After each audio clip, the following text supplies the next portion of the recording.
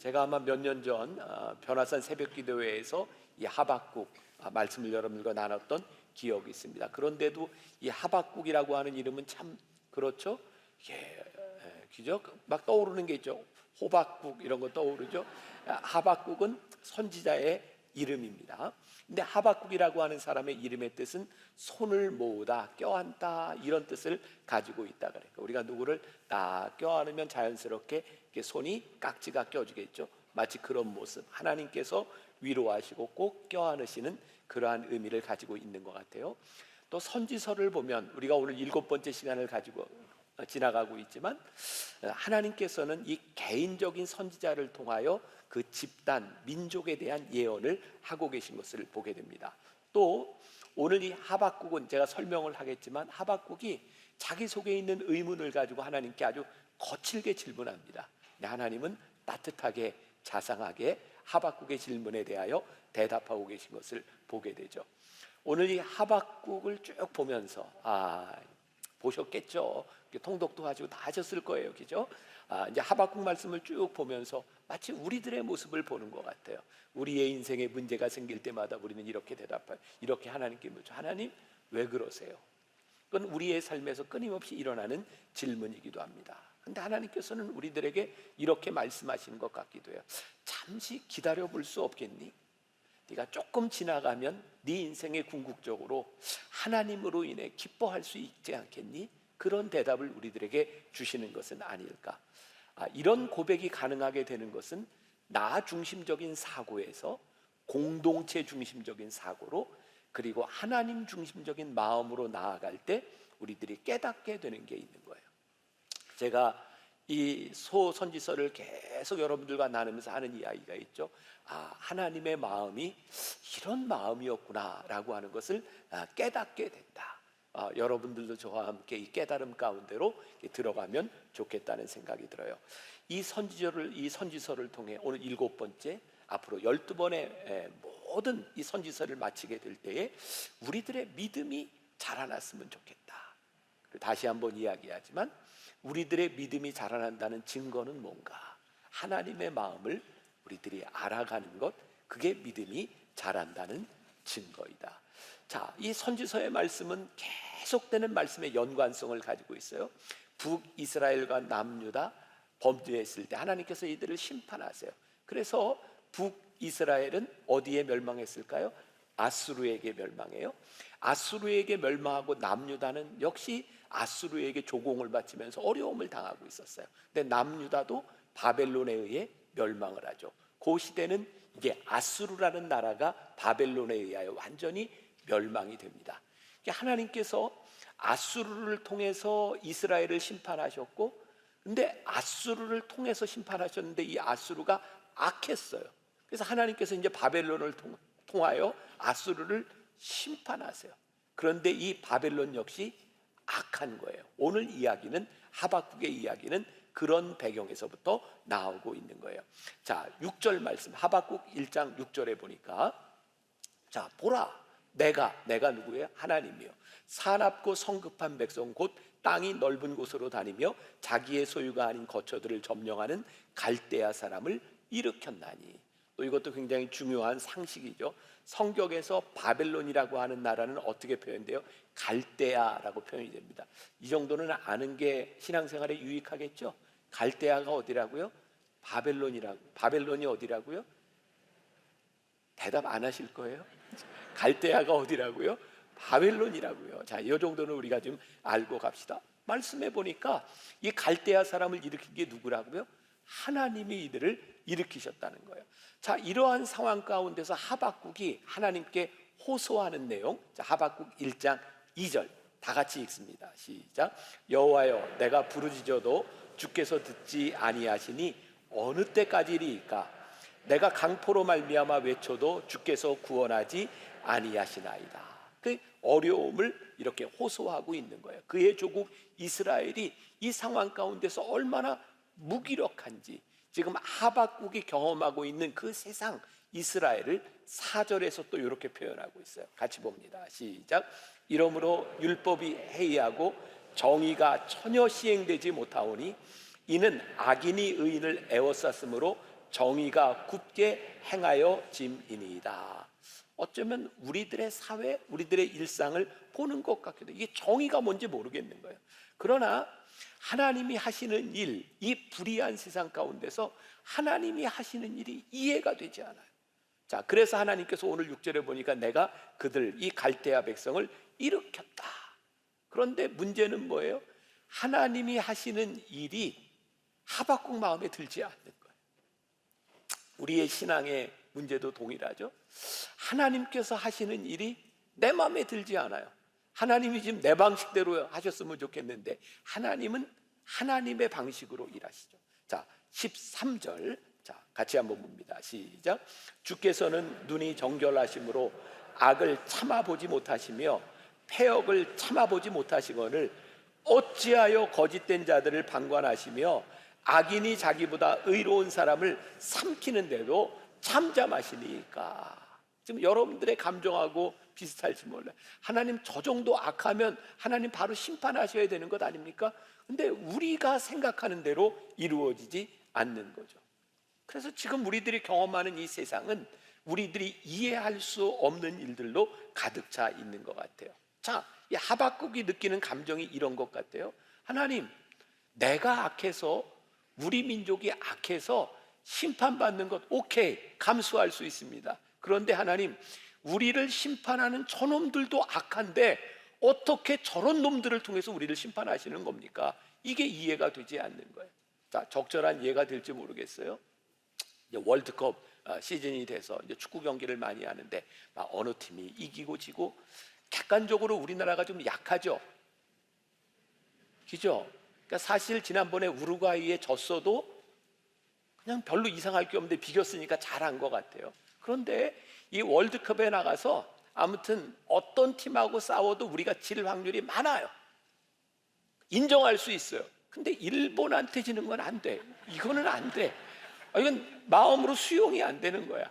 그래서 우리나라 국가대표 감독, 외국 사람이 감독을 맡으면 늘 뭐부터 이야기하냐면 한일전은 특별한 겁니다. 일반 경기가 아닙니다. 라고 먼저 이야기를 해준다고 그러죠. 마치 뭐 적절한 이해가 될지 모르겠어요. 그래요. 우리가 못하는 거 인정해요. 근데 그놈들한테 지는 것만은 안 돼요.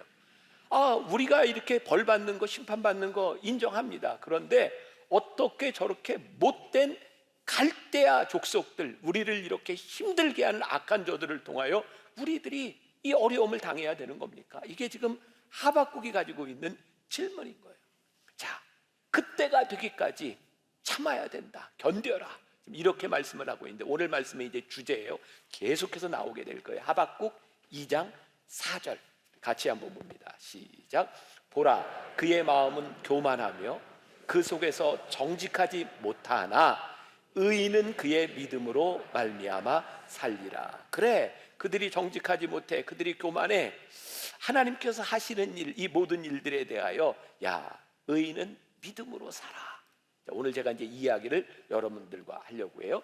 자, 하박국 3장 19절에 보니까 바벨론이 모든 것을 다 빼앗아 갈지라도 이제 마지막에 하박국이 믿음으로 고백하는 것, 제가 결론부터 이야기를 한다면 주 여호와는 나의 힘이시라. 나의 발을 사슴과 같게 하사 나를 나의 높은 곳으로 다니게 하시리로다. 하박국은 결국 이렇게 찬양을 하며 말씀을 마무리하게 됩니다. 자, 하나님이 행하시는 역사 가운데 보니 어떤 강대국도 지속적으로 존재하지 못해요. 제가 지난주에도 지지난주에도 여러분들에게 그런 말씀을 드렸어요. 아수르가 멸망한다? 바벨론이 멸망한다? 이거 그 당시에 살고 있었던 사람들에게는 상상이 안 가는 일이었어요. 마치 지금 이 땅에 중국, 일본이 그렇게 망할까? 아마 그런 느낌이었을지 몰라요. 그런데요, 아무리 번성해도, 아무리 번영하는 것 같아도 그들의 악함으로 인하여 하나님이 그 나라를 그냥 두시지 않아요. 참 무서운 말씀입니다. 자, 아수르든 바벨로든 하나님이 그들을 택하셨단 말이에요. 그런데 하나님이 택하신 그 택하심이 어느 순간 그들에게 교만으로 변하는 거예요. 하나님이 택하셔서 힘을 주셨어요. 능력을 주셨어요. 그런데 이것이 자신의 능력이라고 생각하고 나에게 주어진 힘을 나를 위하여 다른 사람들을 억압하고 힘들게 하는 힘으로 그 힘이 사용되기 시작할 때 무서운 죄가 들어오고 하나님이 틀림없이 그 민족들을 심판하는 것을 보게 되죠.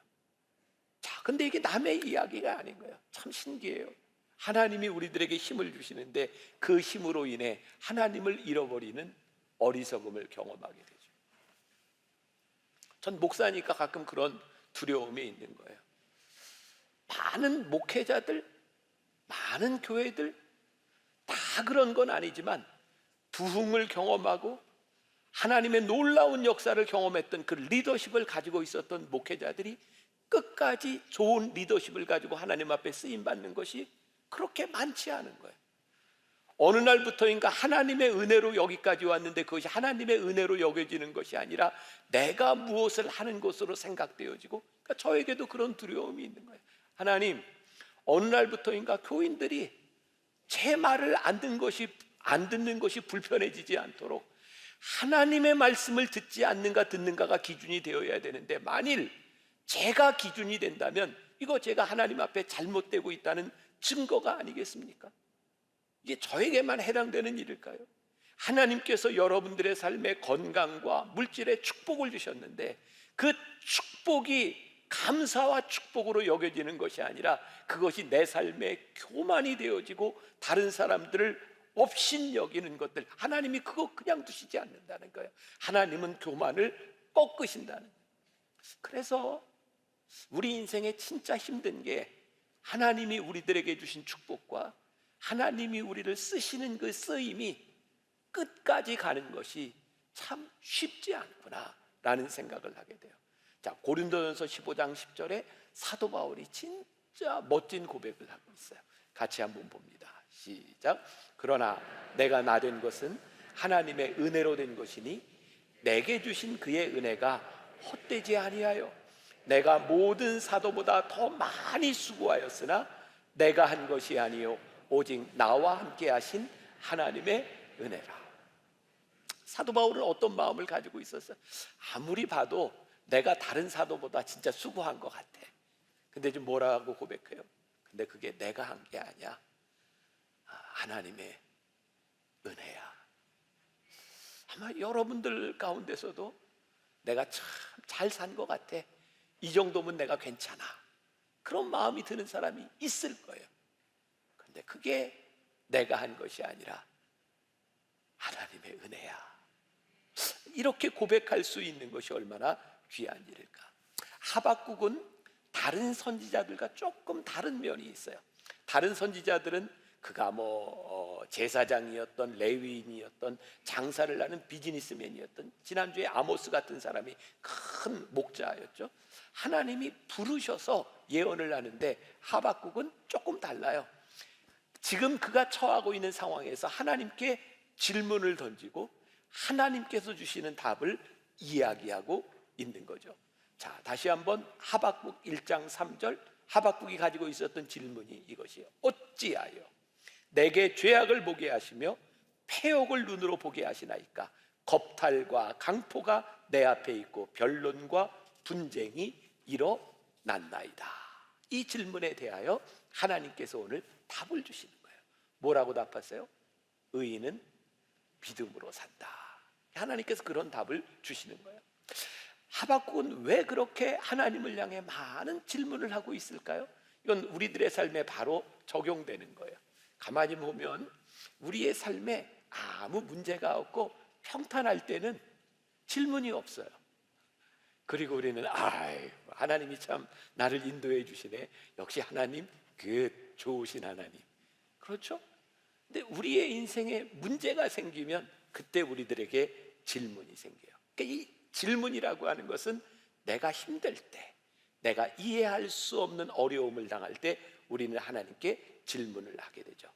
그런데요, 그런 생각이 들더라고요.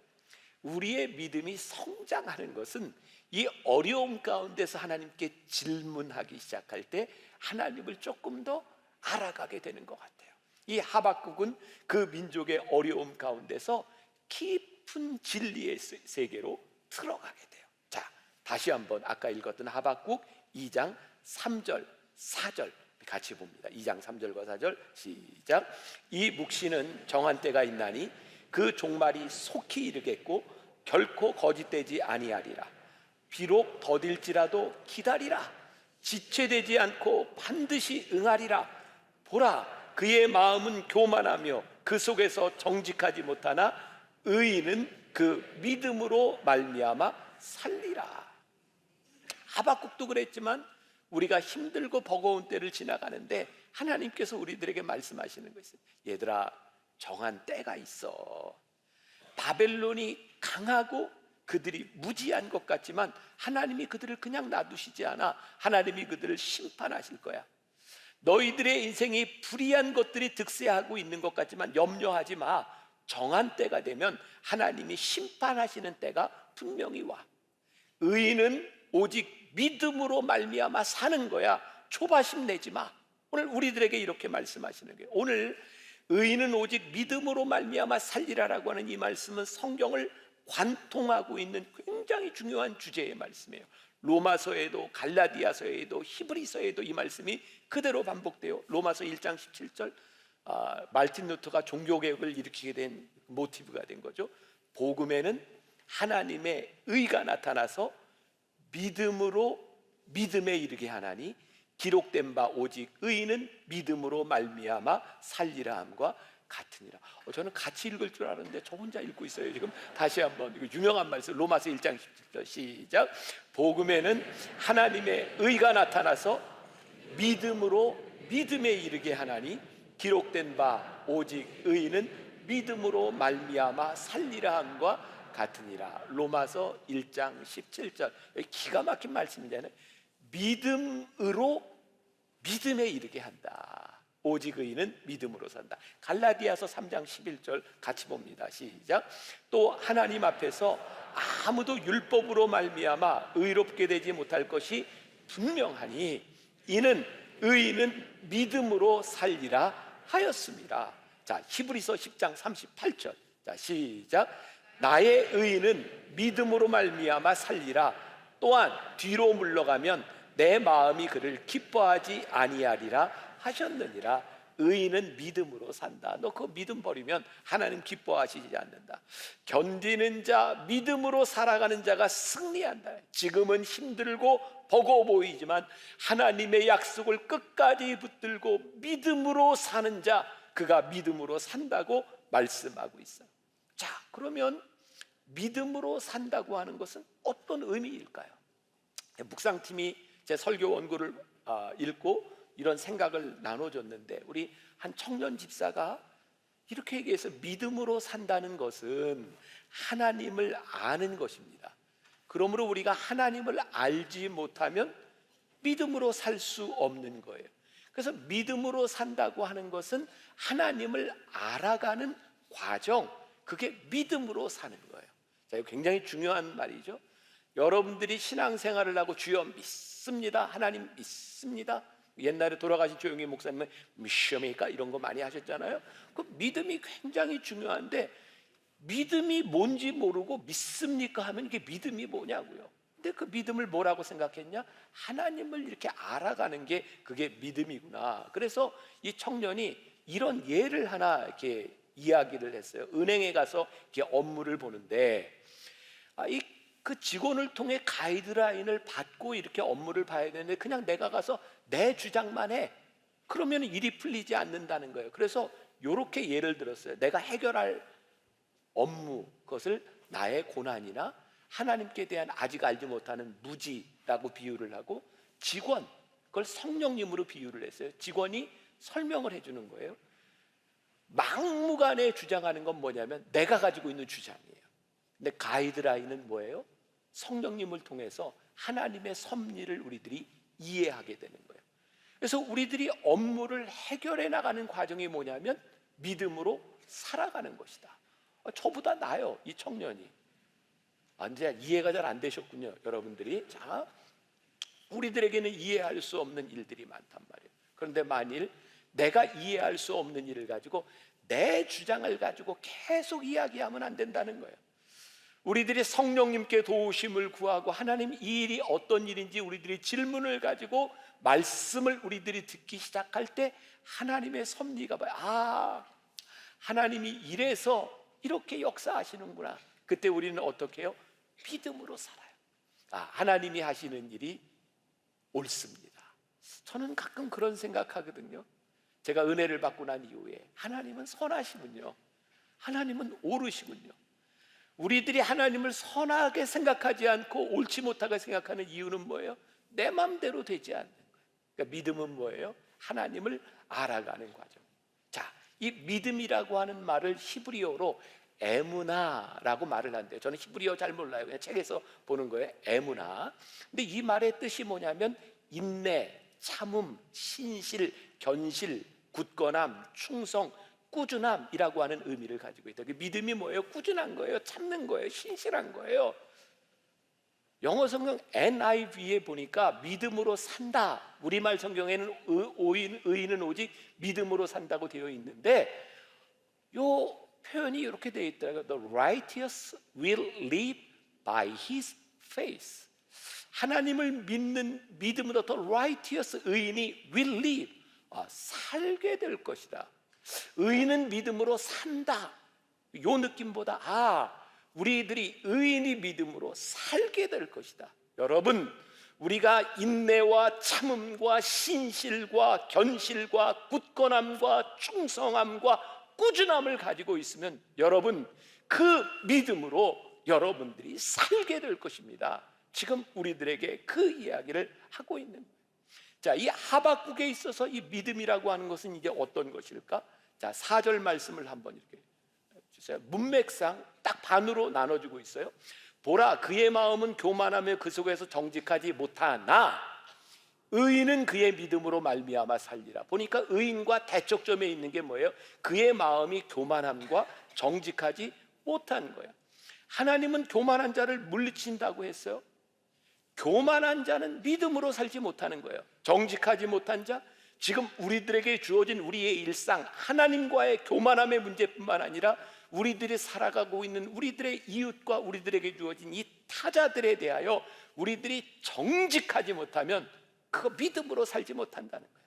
그러니까 믿음은 우리들의 삶과 하나님과의 대한 문제들을 같이 가지고 있는 거예요. 또 말씀을 준비하다가 참 이렇게 흥미로운 걸 하나 보게 되었어요. 헬라어에 이디오테스라는 말이 있어요. 이건 여러분들 좀 아셔도 또 아는 척 할 수 있어요. 어디 가서. 자, 이디오테스라고 하는 말의 뜻이 공공의 문제에 관심 두지 않고 오로지 사사로운 자신의 문제에만 관심을 두는 거. 요거를 이디오테스라 그런대요. 이런 거 좀 알아두시라고요. 좀 적어도 괜찮아요. 가서 아는 척 하셔도 괜찮아요. 요게 영어에 어떤 말하고 비슷해요? idiot, 바보 같은 놈. 이거 말하고 비슷해요. 이 바보야. 이 바보가 어떤 바보예요? 자기 일에만 함몰되어 있어. 그러니까 이 바보가 누구예요? 다른 사람을 생각하지 않고 자기 일에만 신경 쓰는 게 바보예요. 지혜롭지 못한 거예요. 믿음으로 사는 자는 하나님 앞에서 교만하지 않을 뿐만 아니라 우리들에게 주신 이 모든 이웃, 타자들에 대하여 정직하게 살아가는 것이 믿음으로 살아가는 것이다 라고 말씀하고 있는 거예요. 자, 믿음으로 산다는 이 삶의 방식에 대하여 여러분들에게 말씀을 드리고 이제 결론이 될 거예요. 제가 초반에도 얘기했지만 결론이지만 쉽게 끝나지 않아요. 네, 잘 들으세요. 이제 결론이에요. 믿음으로 사는 삶의 방식이 있다. 우리 묵상팀의 한 권사님은 이 믿음으로 산다고 하는 것을 perfect time 이렇게 묵상을 했더라고요. 믿음으로 사는 것은 하나님이 우리들의 삶에 아주 퍼펙트한 타이밍으로 임하시는 거야. 유진 피터슨의 메시지 성경에 보면 이 부분을 이렇게 풀었어요. 하나님 앞에서 충실하고 한결같은 마음으로 바르게 서 있는 자는 온전히 살아있다. 진정 살아있다. 하나님 앞에서 충실하고 한결같은 마음, 그게 뭐예요? 하나님을 믿는 믿음이에요. 자, 여러분들에게 그런 질문을 던지고 싶어요. 하나님은 여러분들의 삶에 선하신가요? 하나님은 여러분들의 삶에 옳으신 분인가요? 저는 제가 하나님을 인격적으로 만나기 전엔 이런 고백을 하지 못했어요. 하나님은 저와 별로 관계없는 분이었어요. 근데 하나님이 나를 사랑하신다는 그 믿음의 고백 가운데 제가 분명히 말할 수 있는 거, 하나님은 옳으신 분이에요. 하나님은 선하신 분이에요. 내 삶에 퍼펙트하게 역사하시는 분, 그것이 내 계획과 다를지라도 하나님은 퍼펙트하게 일하십니다. 또 우리 묵상팀의 한 권사님은 이렇게 예를 들어서, 옛날에 버스, 요즘도 뭐 버스 타죠. 아주 추운 겨울날이었는데 버스 정류장에서 버스를 기다리는데 1시간을 기다렸대. 근데 그분이 그 추운 날 버스장에서 1시간을 기다렸던 이유가 버스가 온다는 믿음 때문이었다는 거예요. 왜? 정류장에 버스가 온다, 이 시간에. 우리들의 삶에 믿음이 없으면 견디며 살아가는 것이 쉽지 않아요. 믿음으로 사는 자가 승리하는 거예요. 하나님 역사하실 것을 우리들이 믿기에 참 흥미롭죠. 하나님이 정한 때에 역사하신다고 하는 것, 성경에 보면 예수님께서 병자들을 고치실 때 이런 표현을 많이 하셨어요. 내 믿음이 너를 구했다, 내 믿음이 너를 살렸다. 그런데 이 믿음이 뭐예요? 하나님께서 만나시는 정하실 때에 하나님의 역사가 이루어진다. 그래서 하박국이 끝날 무렵 우리가 알고 있는 유명한 고백이 나오는 거예요. 자, 여러분들이 장단을 한번 잘 맞춰주셔야 돼요. 하박국 3장 17절과 18절인데, 비록 무화과 나무가 무성하지 못하며 포도나무에 열매가 없으며 감람나무에 소출이 없으며 밭에 먹을 것이 없으며 우리의 양이 없으며 외양간에 소가 없을지라도 나는 여호와로 말미암아 즐거워하며 나의 구원의 하나님으로 말미암아 기뻐하리라. 이게 하박국의 고백인 거예요. 의인은 오직 믿음으로 말미암아 살리라. 하나님께서 정하신 때에 하나님이 역사하실 것이다. 그때 하박국이 나에게 아무것도 없어도 나는 여호와 하나님, 구원의 하나님으로 인하여 기뻐할 수 있습니다. 하나님께 집중하는 자가 믿음으로 삽니다. 의인은 믿음으로 사는데, 이 믿음으로 사는 것은 세상과 다른 기준, 세상과 다르게 살아가는 것이 믿음으로 살아가는 것이죠. 그런데 오늘 말씀을 듣는 여러분들에게 믿음으로 살아가는 인생과 세상이 살아가는 삶의 방식이 차이가 나지 않는다면 우리 믿음으로 살아가는 거 아니에요. 오늘 우리들이 분명히 우리들의 신앙에 적용해야 되는 게 뭐예요? 우리들이 살아가는 이 믿음의 삶이 세상과 다르다는 거예요. 자, 이동주 목사가 쓴 하나님을 품은 사람 예언자라는 책에 그 철학자 임마누엘 칸트의 이야기가 나와요. 칸트가 사회적으로 이게 살아가는 사람을 둘로 이렇게 분류를 하는데, 이게 참 좋은 이야기입니다. 한 사람은 반사적인 사람이 있고 또 하나는 응답적인 사람이 있대요. 자, 어떤 사람? 반사적인 사람과 응답적인 사람. 예를 들면 이런 거예요. 누가 개의 꼬리를 모르고 확 밟았어요. 그럼 개는 어떻게 반응할까요? 바로 깨갱하고 물어요. 개는 주인인지 다른 사람인지 생각하지 않고 일단 딱 밟으면 물어요. 개예요, 개. 이게 뭐예요? 개가 반사적으로 행동하는 거예요. 근데 응답적인 건 이렇게 예를 드는 거예요. 어떤 사람이 지하철을 타고 가는데 누가 발을 밟았어요. 영어식으로 대개 이제 발을 밟으면 미국 사람은 어떻게 excuse me, 뭐 죄송합니다, 뭐 이렇게 이야기하잖아요. 그런데 발을 밟은 사람도 excuse me인데 발을 딱 밟힌 사람이 excuse me를 하는 거예요. 왜냐하면 저 사람이 내 발을 밟고 얼마나 미안해야 할까 생각하니까 그게 미안한 거예요. 그래서 밟은 사람과 밟힌 사람이 같이 excuse me 해요. 반사적인 게 아니라 반응하는 거죠. 믿음으로 사는 사람은 우리들의 삶에 지금 일어나는 일에 대하여 반사적으로 행동하지 않아요. 그 일을 행하시는 하나님의 마음을 읽어요. 반응하기 시작해요. 하나님, 저에게 왜 그러세요? 반사적으로 이렇게 나오는 것이 아니라 하나님께서 나에게 행하시는 이 일을 보면서 하나님 마음은 나보다 더 아프실 것 같아. 하나님 얼마나 힘드실까? 이 상황 가운데서 참으시는 하나님이 보여지는 거예요. 응답적인 삶을 살아가는 거예요. 하나님을 우리들이 믿기 때문이에요. 그래서 우리는 그렇게 반응할 수 있는 거예요. 세상은 반사적으로 살아갈 때 우리는 반응적으로 살아가는 것, 그게 믿음으로 살아가는 거예요. 오늘 여러분들의 삶에 어떤 일이 일어나고 있는지 우리들이 믿음으로 보기 시작해야 되는 거죠. 소위 대중심리학이라는 게 있어요. 대중심리학, 사람들이 그냥 맹목적으로 이렇게 따라가는 거예요. 대중심리예요. 우리나라 사람들 중에 대부분이 이렇게 혈액형을 이렇게 잘 믿죠. A는 소심해, B형은 뭐죠? 조금 그래요. O형 좀 이렇게 진취적이고 적극적이고 좀 즉흥적이긴 하지만 좋아요. 제가 O형이에요. 이렇게 혈액형을 가지고 이렇게 분류를 하고 사람들이 이렇게 자기 마음을 편하게 하는 거. 저 사람이 혈액형이 저러니 저러지, 이렇게 대중적으로 이렇게 심리적으로 이렇게 만들어 놓는 그룹핑을 하는 거죠. 그런데 말씀을 준비하다 보니까 진짜 놀라운 일이요. 놀래주세요. 페루에 있는 인디언들 부족은요 100%가 O형이랍니다. 그래요. 그래서 옛날에 스페인 사람들이 페루를 지배할 때 피들이 많이 섞였잖아요. 혼혈적이나. 지금도 그래서 그 페루나 남미에 있는 사람들 중에는 그 나라의 에콰도르나 이런 나라는 80% 혹은 90%까지 전부 O형이랍니다. 굉장히 놀라운 거죠. 그러니까 혈액형이 맞아요, 틀려요? 안 맞는 거예요. 그런데 우리들은 그냥 분류를 하는 거죠. 그럼 페루 사람이 다 O형이라 적극적이고 즉흥적이고 그런다면 거기에 나쁜 사람 하나도 없게요? 저 같은 사람만 있게요? 그렇지 않다는 거예요. 그런데 우리는 대중심리학, 뭔가를 이렇게 만들어 놓고 따라가려고 하는 거예요. 왜? 불안한 거예요. 믿지 않는 거예요. 그래서 내가 저 대중들을 따라가야 마음이 편하다고 생각하는 거예요. 자신감이 없는 거예요. 근데 오늘 이 하박국에서 우리들에게 뭐라고 말씀하세요? 오직 의인은 믿음으로 말미암아 살리라. 너희들이 이 세상에서 대중의 심리, 사람들이 이렇게 살아가기 때문에 살아가는 것이 아니라 우리는 오직 믿음으로 살아가는 사람들이다. 제가 한 가지 예로 말씀을 마치려고 해요. 그러면 최종병기 활 영화 보셨죠? 참 잘 만든 영화입니다. 그 영화가 병자호란을 배경으로 우리 조선 사람들 50만 명이 중국으로 몽골 사람들에게 이렇게 끌려간 정말 슬픈 역사잖아요.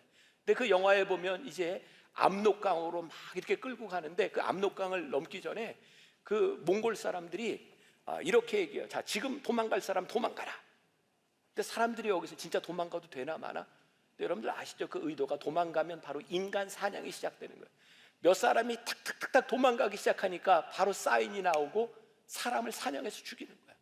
다시는 도망가지 못하도록 길을 꺾어놓는 거예요. 근데 이 영화의 중요한 그 모티브가 되는 게 뭐냐면 사랑하는 연인이 있죠. 근데 이 여자가 결혼하는 날 끌려가잖아요.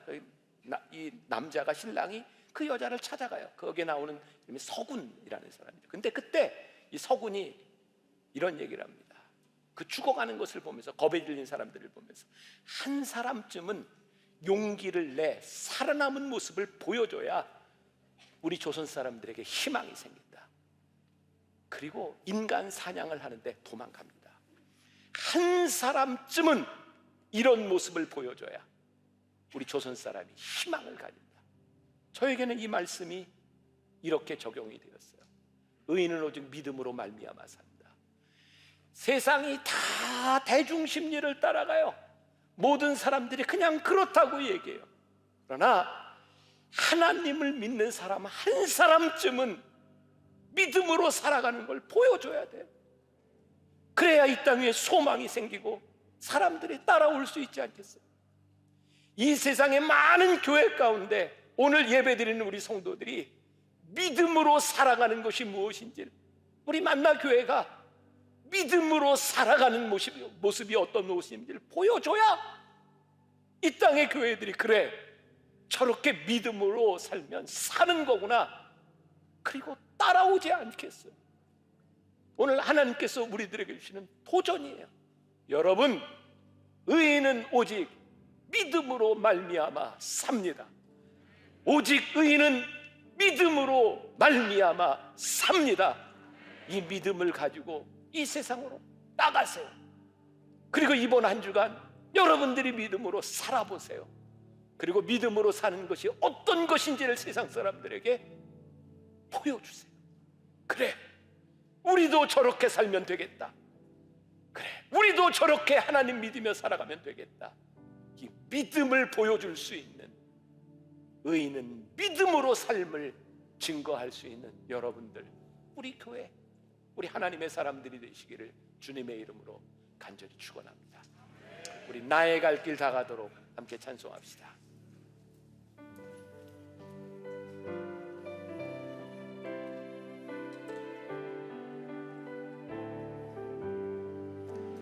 나의 갈 길 다 가도록 예수 인도하시니 내 주 안에 있는 그늘 어찌 의심하리요. 믿음으로 그로 사는 자를 하늘 위로 받겠네. 무슨 일을 만나든지 만사형통하리라. 무슨 일을 만나든지 만사형통하리라. 나의 갈 길, 나의 갈 길 나가도록 예수 인도하시니 어려운 일 당할 때도 족하는 해주시네. 나는 심히 고단하고 영원 매우 가라나. 나의 앞에 반석에서 샘물 나게 하시네. 앞에 반석에서 샘물 나게 하시네. 그래요. 믿음으로 사는 자는 하늘 위로 받겠네. 우리 믿음으로 살아가고, 시간이 돼서 이제 우리 지금 생방송은 끝났을 때 찬송을 하나 좀 더 부르고 싶어요. 주 믿는 사람 일어나. 힘을 나빠요. 이 세상 모든 무기를 다쳐서 멸하세. 우리 믿음의 고백으로 주 믿는 사람. 주 믿는 사람 일어나 다 힘을 합하여 이 세상 모든 마귀를 다쳐서 멸하세. 저 앞에 오는 적군을 다 싸워 이겨라. 주 예수 믿는 힘으로 온 세상 이기네. 믿음이 이기네. 믿음이 이기네. 주 예수를 믿니 온 세상이 온 인류 마귀 배들로 죄에 빠지니 진리로 띠를 띠고서 늘 기도드리세. 참 믿고 의지할 때에 겁없이 나갈 때 주 예수 믿는 힘으로 온 세상 이기네. 믿음이 이기네. 믿음이 이기네. 믿음이 이기네. 주 예수를 믿음이 온 세상 이기네. 끝까지 이긴 자. 우리 다 한번 일어나서 고백할까요? 힘있게 찬양합시다. 또 영생 복을 주시니 참 기쁜 일일세. 이 어두운 세상 지나서 저 천성 가로로 주 예수 믿는 힘으로 온 세상 이기네. 어떻게요? 믿음이 이깁니다. 믿음이 이기네. 주 예수를 믿음이 온 세상. 우리 한 번만 더 믿음이 이기네. 그렇습니다.